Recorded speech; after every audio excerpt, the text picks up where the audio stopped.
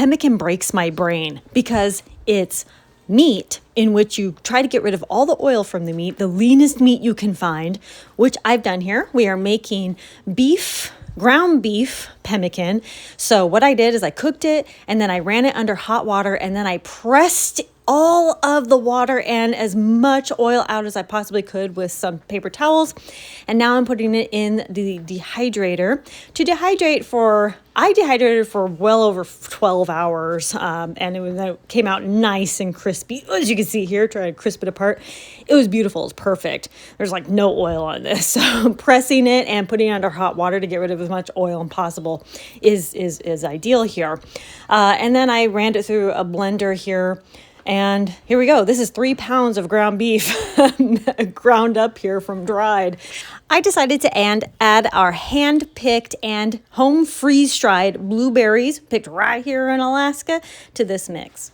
I'm doing about a cup worth for the 3 pounds of ground beef. And then I just ground them up as best as I possibly could. I did it by hand, and then I decided to do it with a fork and a bowl. And I tried to find the best way to ground them up as best as I can, but beautiful, perfect. Okay, so now I am using coconut oil. I am not rendering my own fat, so I know there's going to be a lot of people who are like, you're using coconut oil, what are you doing?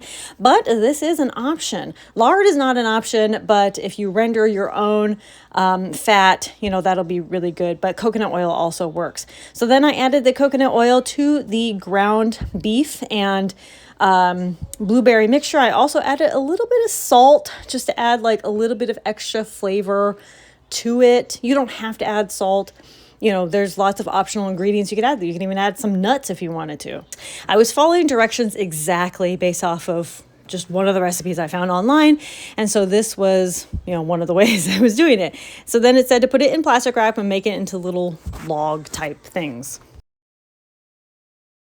Once made into a log, we're going to wrap it with the plastic wrap.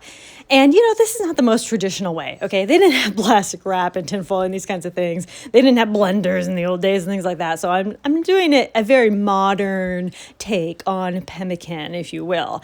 Okay, so then I wrapped it in tinfoil. And at this point, we're going to keep it in a cool, dark place.